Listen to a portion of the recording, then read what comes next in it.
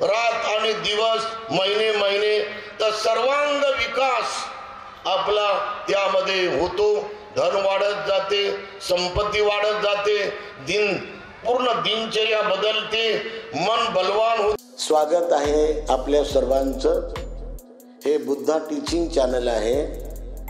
यावर बुद्ध आणि त्यांच्या संपूर्ण शिकवणीवर आणि शिक्षेवरती धम्मचर्चा होते. आपण सर्वजण बुद्धा टीचिंग चॅनलचा लाभ घ्यावा.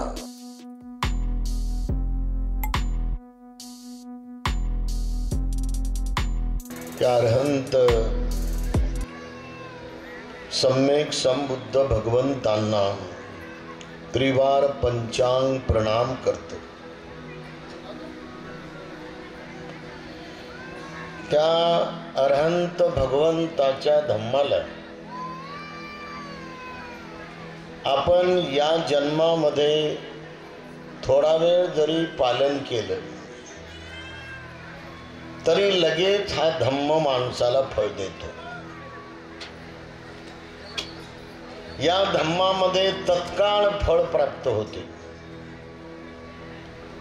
थोडा वेळ तुम्ही आनापान करा, म्हणजे श्वासावर ध्यान करून तुम्ही आपला थोडा वेळ घालवा. त्याच्यात 2 मिनिट, 5 मिनिट, 10 मिनिट, अर्धा घंटा, लगेच तुम्हाला 28 फळ मिळतील. 28 फळाच्या अगोदर काहीच मिळणार नाही, 28च मिळतील तुम्हाला. तुम्ही करून पहा. मैत्री भावना तुम्ही करून पहा. 5 मिनिट करून पहा, 8 मिनिट करून पहा, लगेच तुम्हाला जवळजवळ 10 फळं तत्काळ मिळतील. याची गॅरंटी आपल्या बुद्धानं दिलेली आहे. तुम्ही थोडा वेळ कायानुस्मृती करून पहा.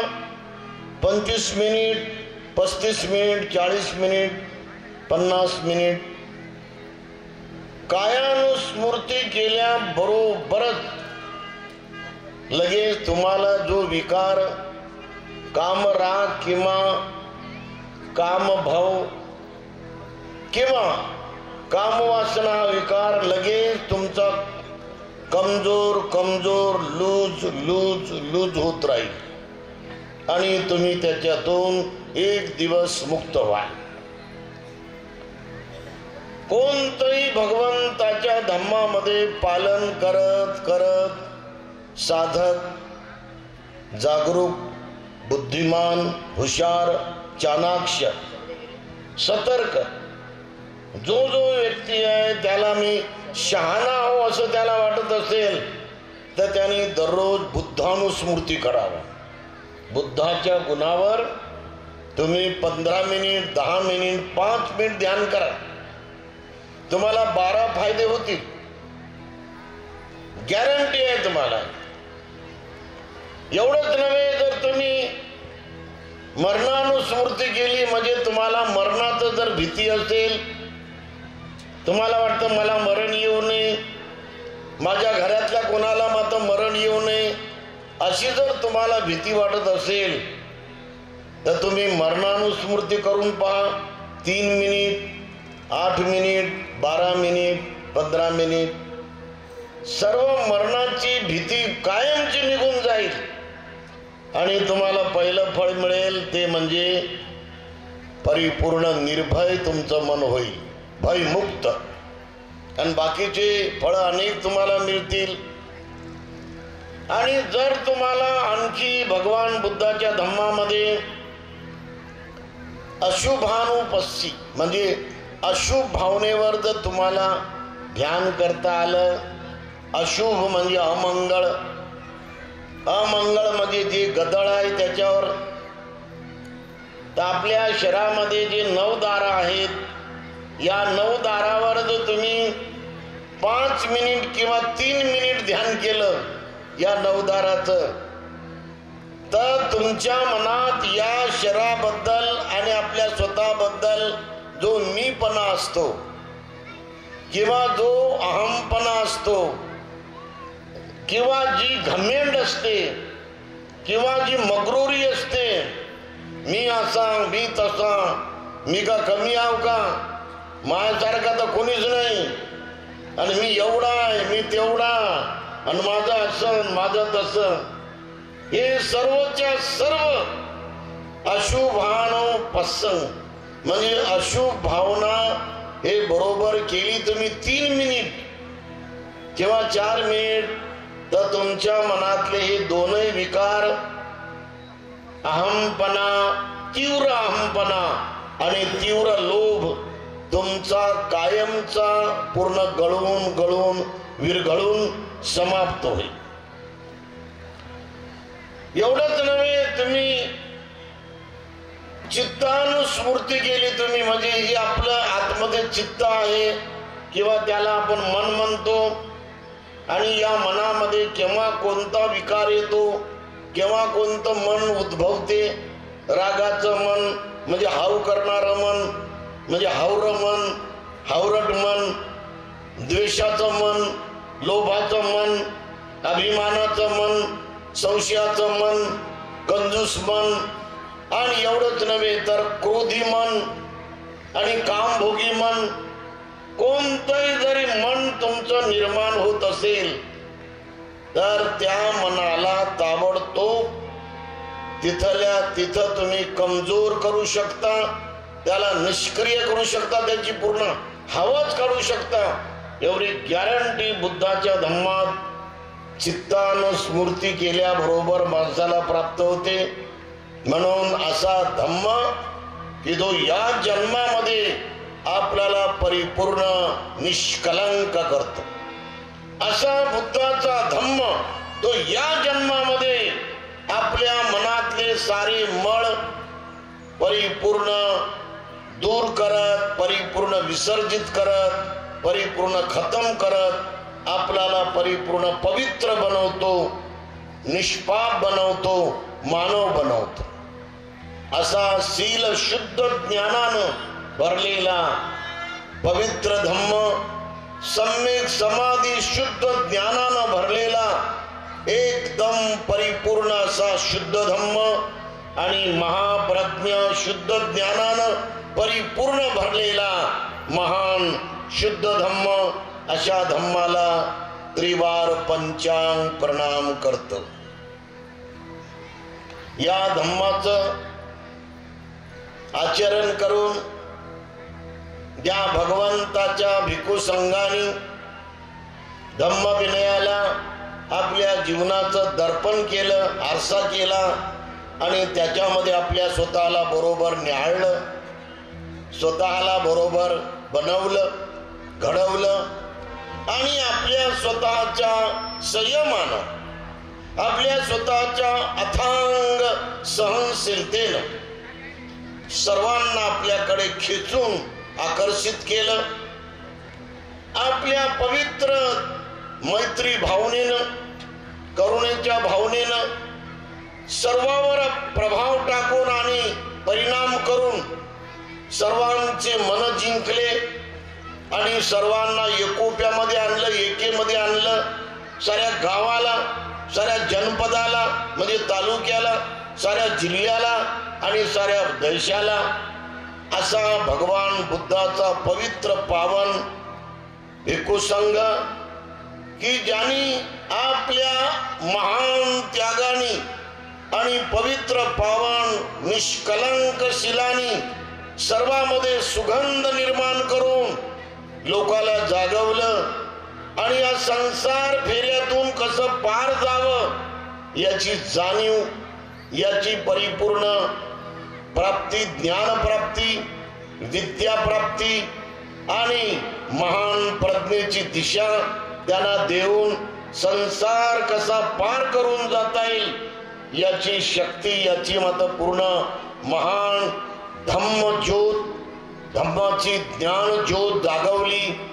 असा भगवान बुद्धाचा निष्कलंक, निष्पाप, निर्मळ, अरहंत असलेला परिपूर्ण ज्ञानी पूजनीय भिक्खू संघ यांना त्रिवार पंचांग प्रणाम करतो.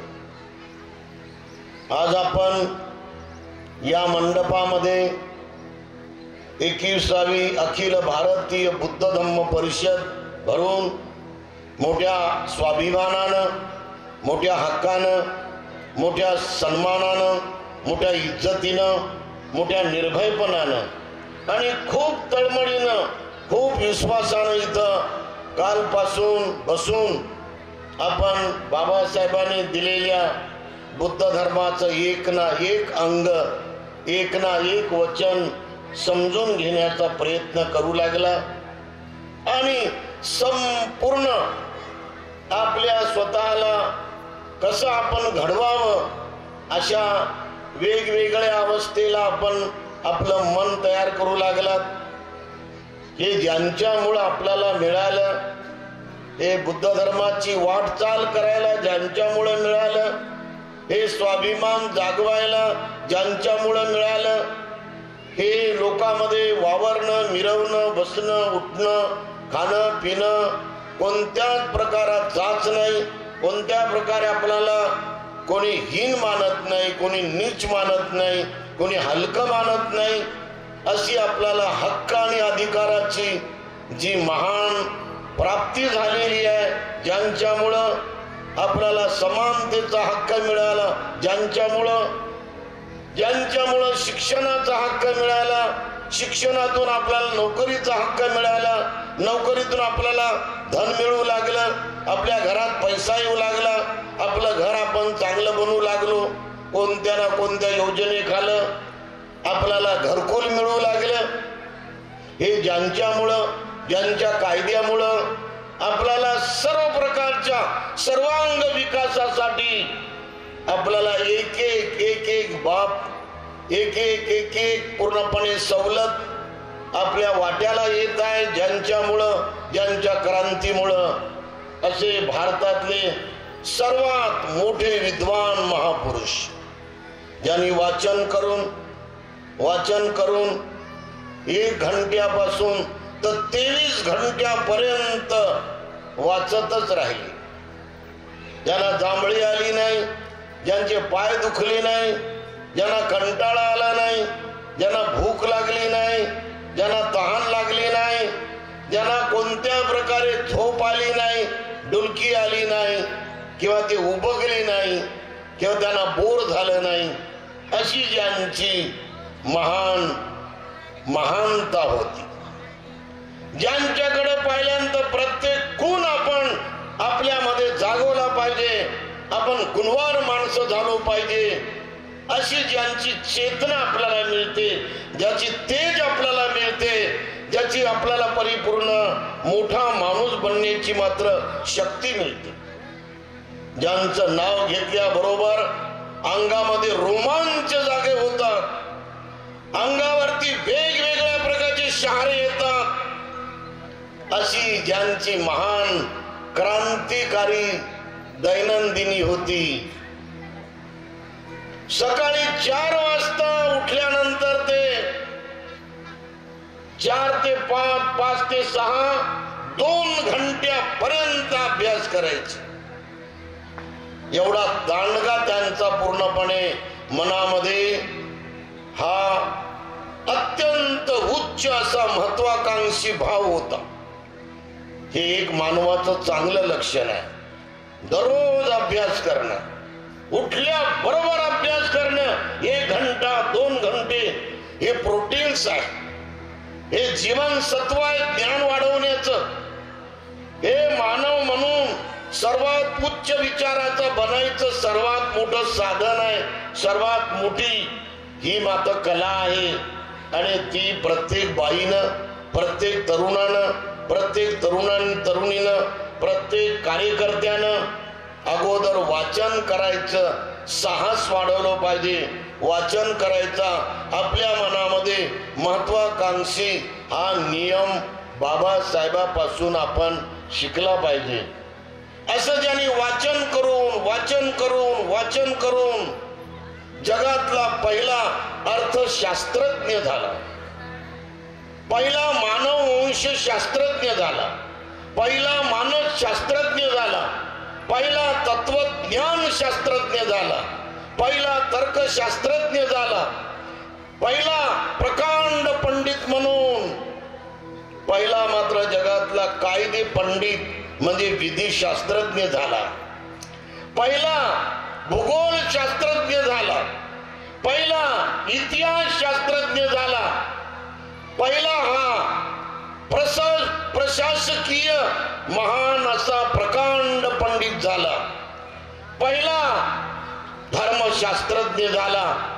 अशा प्रकारे ज्यांनी प्रकांड पांडित्यामध्ये 14 शास्त्रांचा सांगोपांग अभ्यास केला आणि 9 भाषेवर ज्यांचं प्रभुत्व होत म्हणजे मास्टरकी होती, आणि ज्याने 32 डिग्र्या प्राप्त करून साऱ्या समाजाला पूर्णपणे आश्चर्यचकित केलं, अशी ज्यांची महानता होती, ज्यांची उच्च अशी पवित्र आणि तेजस्वी बुद्धिमत्ता होती, अशा महान भारतीय घटनेचा शिल्पकार, दुबळ्यांचा, शोषितांचा, पीडितांचा, रंजल्या गांध्यांचा, वंचितांचा उद्धार करता, सर्व लोकशाही आणि एकात्मता व भारताला संघर्षमय भारत, समतेचा भारत, बंधुत्वाचा भारत, न्यायाचा भारत आणि खऱ्या स्वातंत्र्याचा भारत बनवण्यामध्ये ज्यांनी कोणतीही कमतरता ठेवली नाही, असा भारत त्यांनी पेटून पेटून पेटून सोडला. असे परम पूजनीय महामानव डॉक्टर बाबासाहेब आंबेडकर यांच्या क्रांतीमध्ये समर्पित राहत.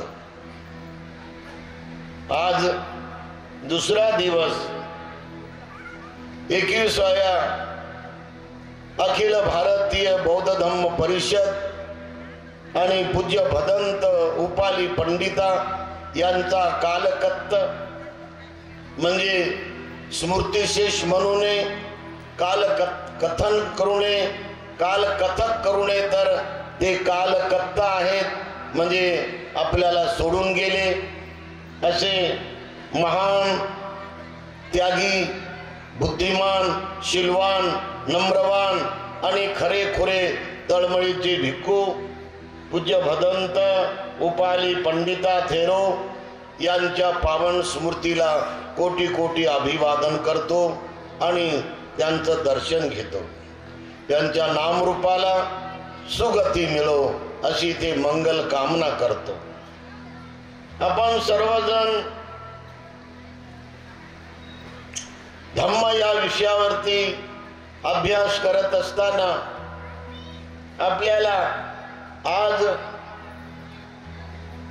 त्रिपिटक जे आहे, शुद्ध पिटक, विनय पिटक, अभिधम्म पिटक हा बौद्धांचा ग्रंथ आहे. त्रिपिटक त्यामध्ये शुद्ध पिटक मध्ये दीघनिकाय, मध्यम निकाय, अंगुत्तर निकाय, संयुक्त निकाय, खुद्दक निकाय हे 5 खंड आहेत आणि खुद्दक निकायचा शेवटचा जो खंड आहे त्याच्यामध्ये 15 खंड आहेत. तर या शुद्ध पिटकातला जो 3रा खंड आहे संयुक्त निकाय, या संयुक्त निकाय बद्दल नियोजन करणाऱ्या नियोजित अशा अध्यक्षांनी विषय दिला प्रवचनाचा की संयुक्त निकाय मधील बुद्धाचे तत्वज्ञान. आणि संयुक्त निकाय सध्या 2 विभागामध्ये 2 खंडामध्ये ग्रंथ प्रकाशित झालेला आहे. तुम्हाला इथे पण मिळेल संयुक्त निकाय. हे सारे निकाय आपण लोकांनी दररोज आपल्या घरात वाचले पाहिजे. दीघनिकाय वाचला पाहिजे. दीघनिकाय मध्ये लांबच्या लांब सूत्र, भगवान बुद्धाचे गोड प्रवचन, प्रभावी प्रवचन आणि कोणत्या विषयावर प्रवचन इतके प्रभावी आहेत की वाचल्या बरोबर असं वाटते की बुद्ध आपल्या घरामध्ये आपल्याला प्रवचन देत आहे. आणि म्हणून प्रत्येक स्त्रीनं हे ग्रंथ वाचायला आपल्या घरच्या लोकांना तयार केलं पाहिजे. आणि आपण असं बसून खुर्चीवर असा टेबल ठेवून आपण ग्रंथ वाचायला दररोज सुरुवात करायला पाहिजे. आणि जर हे तुम्हाला अवघड वाटत असेल तर तुम्ही तुमच्या बुद्धविहारामध्ये गेलं पाहिजे आणि तिथे असं बसून सर्वांना मत बोलून जे येतील ते 2 येतील, 4 येतील, 5 येतील किंवा 10 येतील, किती आले तरी संख्या मोजू नये, कारण ऐकणारे लोक जास्त राहतात.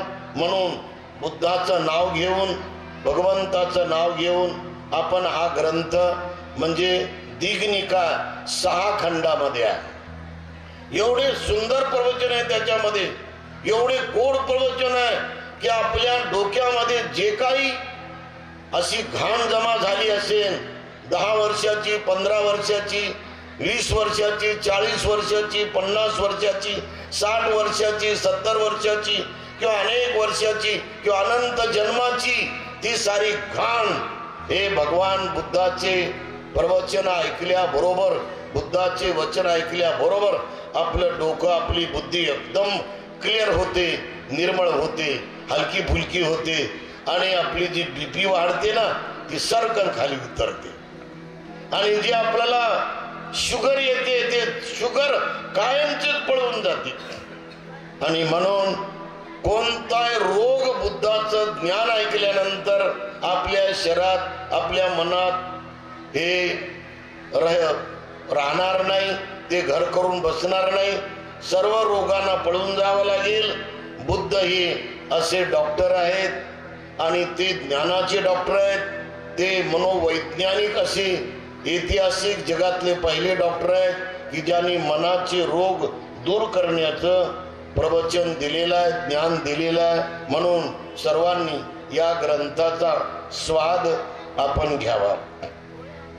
हे स्वाद जो आहे धम्म रसंग सब्ब रसंग जिनाती, सर्व स्वादामध्ये, सर्व रसामध्ये फक्त धम्माचा रस तुम्हाला पवित्र बनवतो, तुम्हाला निरोगी बनवतो, तुम्हाला दीर्घायू बनवतो, तुम्हाला अजरामर बनवतो, ही तुम्हाला गॅरंटी देतो मी.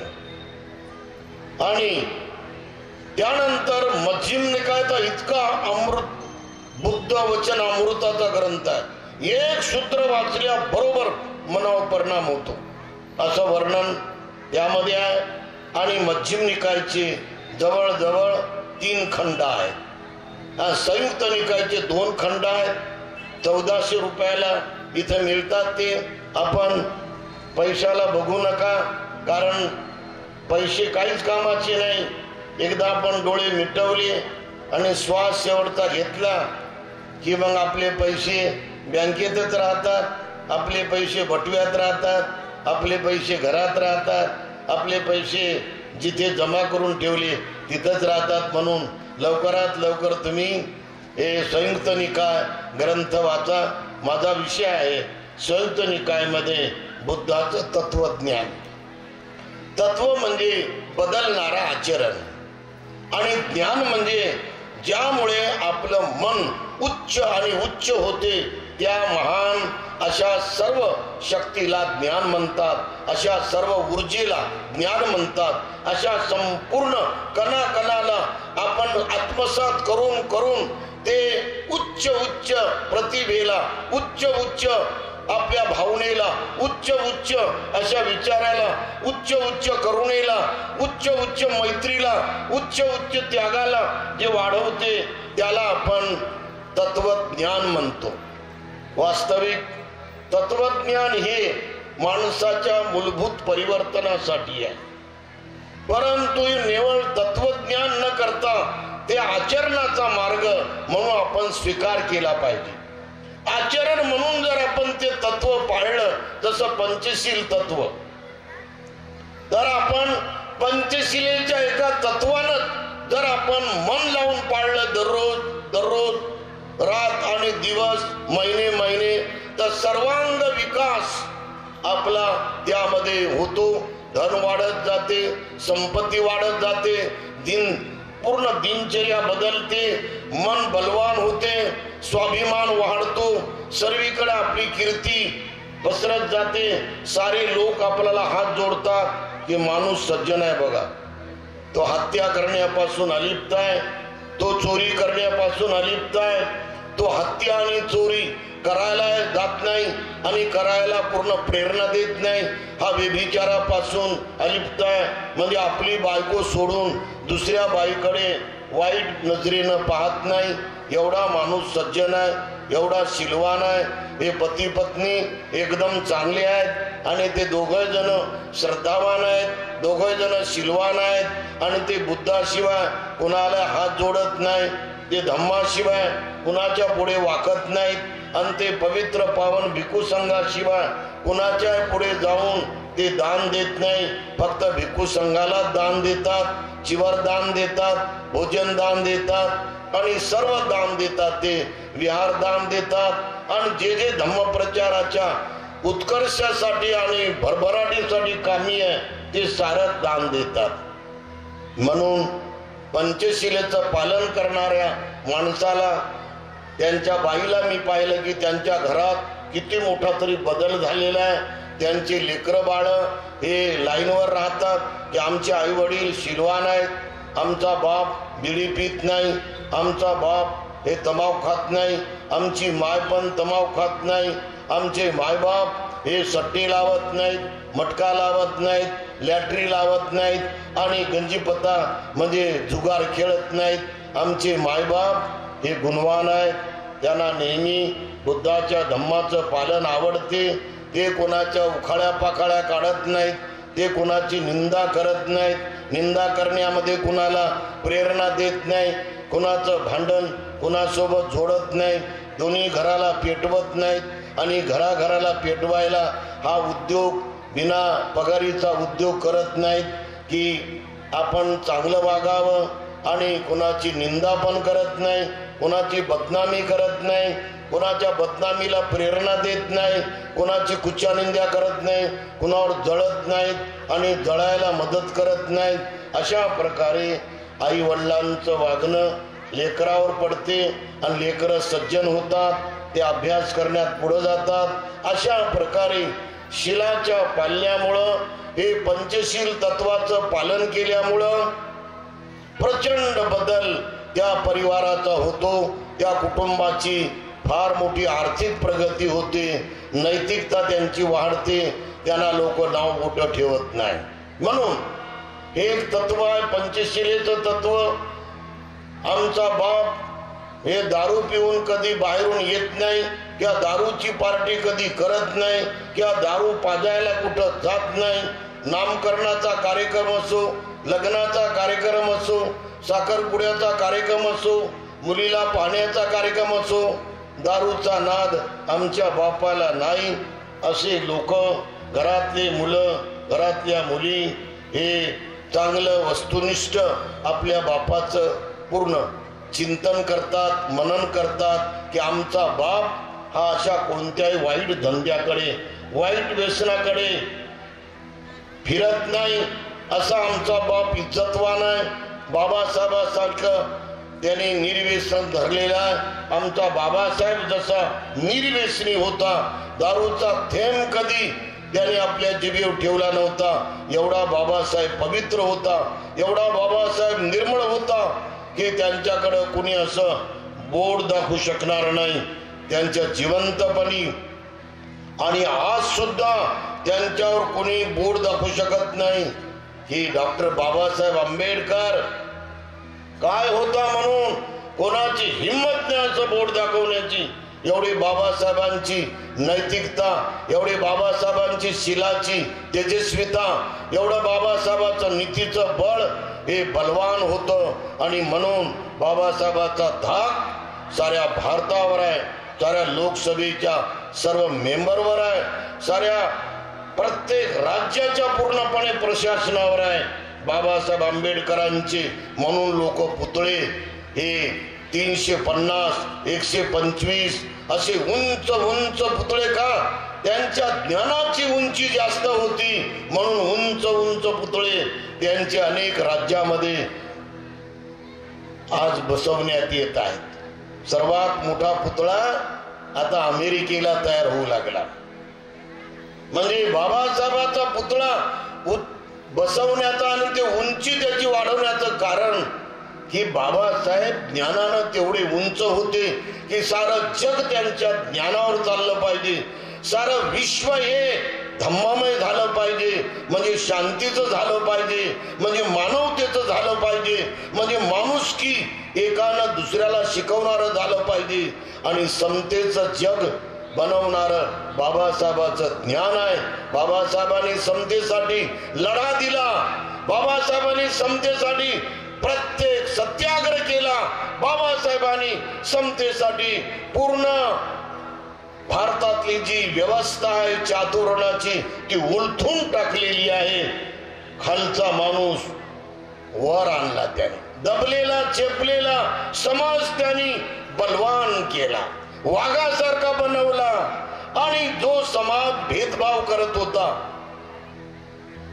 विषमता आणत होता, गुलामी आणत होता, त्या समाजाला बाबासाहेबांनी लांब करून टाकलं, त्याला खाली खेचलं आणि म्हणून ते ग्रंथ, जे ग्रंथ भेदभाव करतात, जे ग्रंथ विषमता काढतात, जे ग्रंथ ब्राह्मण क्षत्रिय वैश्य आणि शूद्र अशा प्रकारची 4 वर्ण परंपरा आणतात, त्या ग्रंथाला त्यांनी त्यांच्या समाजाच्या विद्वानातर्फे ब्राह्मणातर्फे त्या ग्रंथाची होळी केली, त्या ग्रंथाला पेटून टाकलं आणि म्हणून बाबासाहेबाला आज अशा उच्च ज्ञानामुळे, अशा उच्च विद्वत्तेमुळे त्यांना मोठ्या मोठ्या उंच अशा स्मारकामध्ये अनेक देशाचे लोक हे त्यांचं स्मारक बनवत आहेत, त्यांचे पुतळे बनवत आहेत. हा एक आदर्श आहे. आपण सर्वजण हे नेहमी घेतलं पाहिजे की माझे विचार डबक्यातले आहे का, माझे विचार हे पूर्ण गटारातले आहेत का, मी गटारातल्या विचारासारखा वागतो का, माझं डोकं गटारातल्या त्या बेंदाडासारखं आहे का, असं माझं वागणं माझ्यामध्ये अशा प्रकारचं कुपमुंडूक आहे का, मी एवढा गया गुजरेला आहे का, मी एवढा वायाला गेलेला आहे का, असं आपण निरीक्षण केलं पाहिजे. त्या उंच उंच पुतळ्याला पाहून, त्या उंच उंच स्मारकाला पाहून आणि आपण आपल्यातली जी काय घाण आहे विचाराची, आपल्यातली जी काय बुद्धी आहे अशी गटारातल्या सारखी, अशी बेंदाळातल्या सारखी, अशी मोरीतलं जसं पाणी दुर्गंधी असते, ते साराच्या सारं आपण पूर्ण त्यागलं पाहिजे, त्याचे झिडकारून फेकलं पाहिजे आणि बाबासाहेबासारखी आपण पवित्र बुद्धी, बाबासाहेबासारखी कोणाचा द्वेष न करणारी बुद्धी, बाबासाहेबासारखी कोणाचं कपट न करणारी बुद्धी, बाबासाहेब आंबेडकरांसारखी अथांग महासागरासारखी पवित्र बुद्धी आपण जागवायला पाहिजे, निर्माण करायला पाहिजे.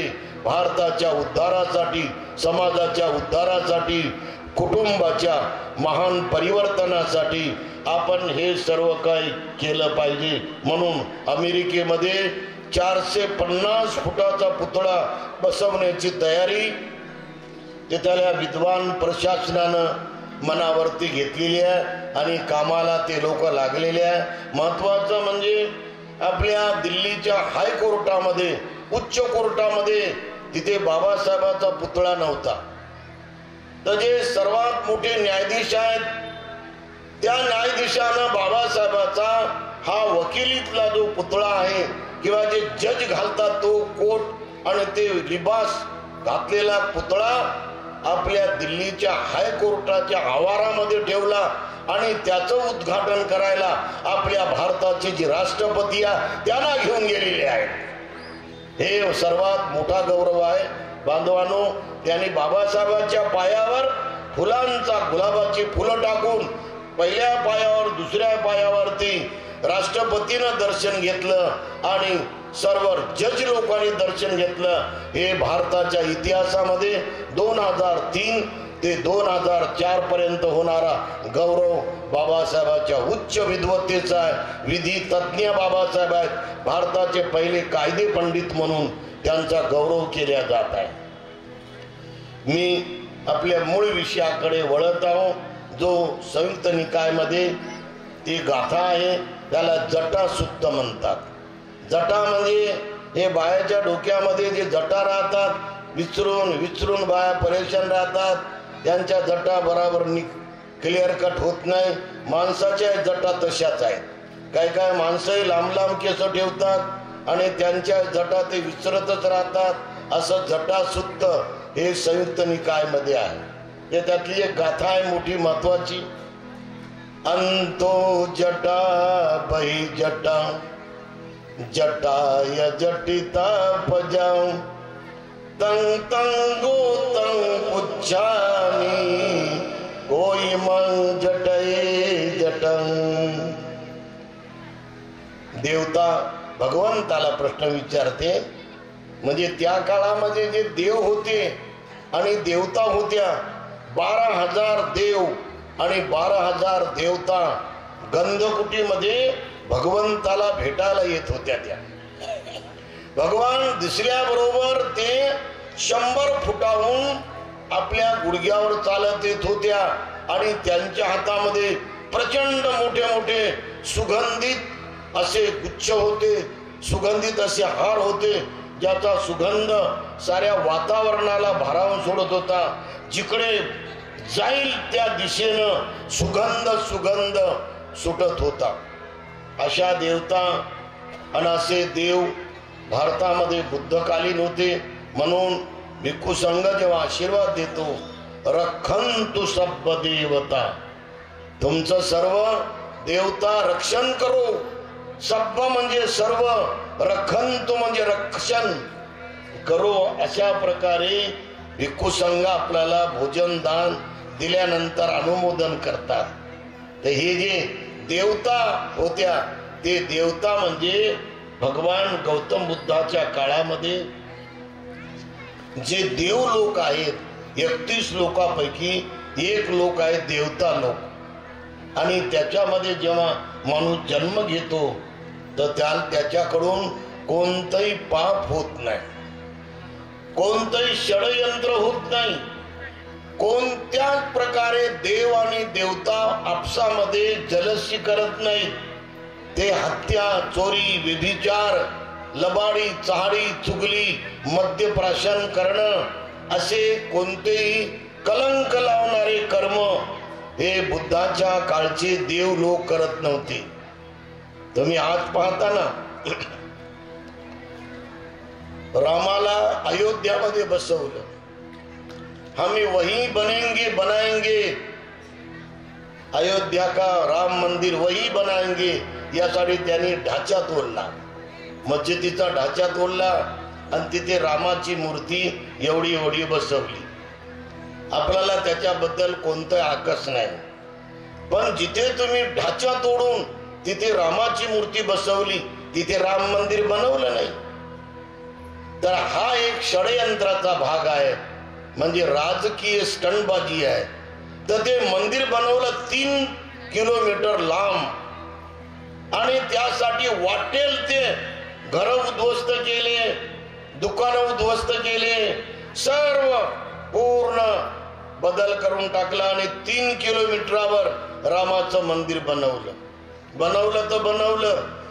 लंडन मध्ये जे भगवान बुद्धाची मूर्ती आहे, अवलोकेश्वराची मूर्ती, आणि दुसरी जी भगवंताची मूर्ती आहे आपल्या औरंगाबादच्या 2 नंबरच्या पलीकडल्या लेणीवर, तिथे त्या मूर्तीमध्ये 9 भगवान बुद्धाचे प्रत्यहारी आहेत.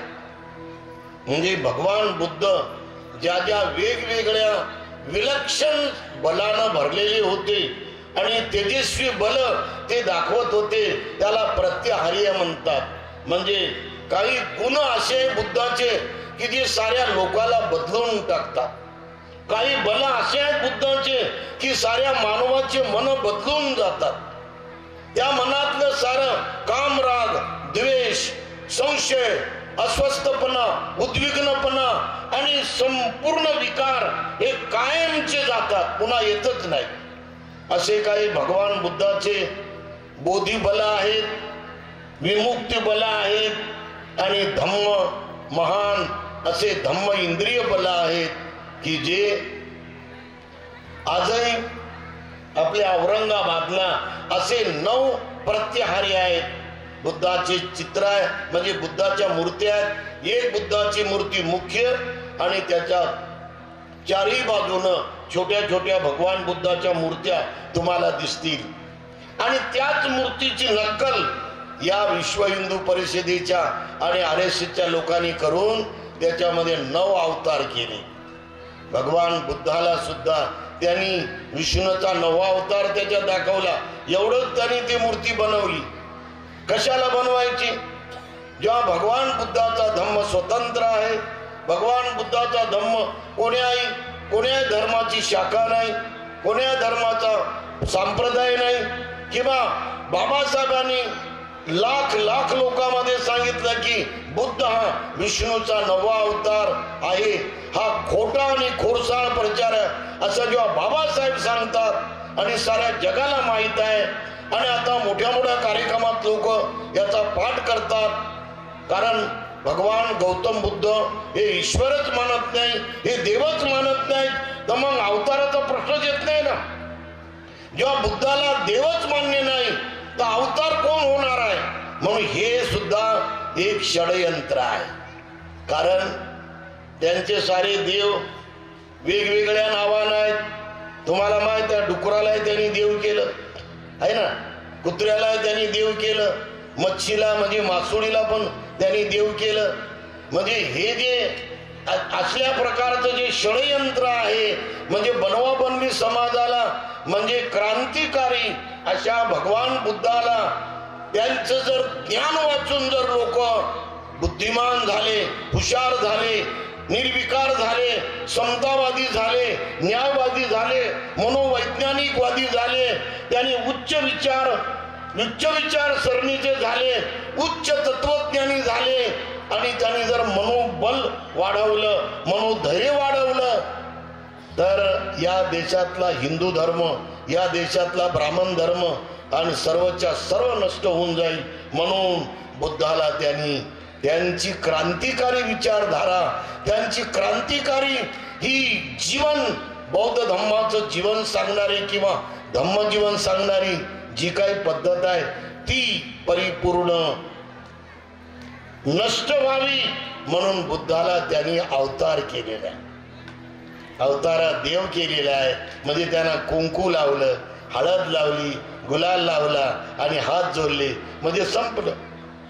अशा प्रकारे भगवान बुद्धाच्या क्रांतिकारी धम्माला हे थांबवण्याचा, धम्म प्रगतीला, धम्म क्रांतीला हे बगल देण्याचा हा RSSचा डाव आहे, हा विश्व हिंदू परिषदेचा डाव आहे. त्याला मात्र बौद्ध धम्मीय लोक किंवा बौद्ध अखिल भारतीय बौद्ध भिक्खू संघ किंवा अखिल भारतीय बौद्ध महासभा किंवा अखिल भारतीय बुद्ध शासन सभा किंवा अखिल भारतीय बुद्ध सेवक संघ, आमची कोणती संघटना त्याला मानणार नाही. आमचा अखिल भारतीय पॅंथर संघटना किंवा संपूर्ण आमच्या संघटना त्याला मानणार नाही. त्याचा आम्ही धिक्कार करतो, त्याचा आम्ही निषेध करतो. करणार की नाही तुम्ही? अवतार कल्पनेचा धिक्कार असो, अवतार कल्पनेचा आणि म्हणून आपल्याला देव मानायचं नाही, कारण देवाला मानलं म्हणजे माणूस कमजोर होतो. कोणालाही मोठं मानायचं नाही, कोणालाही श्रेष्ठ मानायचं नाही, कोणालाही उच्च मानायचं नाही. देवाला उच्च मानणं, देवाला श्रेष्ठ मानणं, देवाला पवित्र मानणं, देवाला महान मानणं, देवाला तयार करणारा मानणं, देवाला सारं जग चालवणारा मानणं. त्याच्या पुढे माणसाला लोक नीच लेखतात, माणसाला कमजोर लेखतात, माणसाला दुबळं लेखतात, माणसाला पापी लेखतात, देवाला पुण्यवान लेखतात. माणसाला पापी लेखून त्याला खाली दाबतात. सर्व देव तयार करतो, सारं देवच चालवतो आणि माणसाला काही चालवता येत नाही, माणसाला काही बनवता येत नाही. माणूस काहीच करू शकत नाही. माणूस कुचकामी आहे, माणूस निष्क्रिय आहे, माणूस हा होपलेस आहे. अशा प्रकारे देव आणि माणसामध्ये फरक केला आणि यालाच म्हणतात धोका देणं.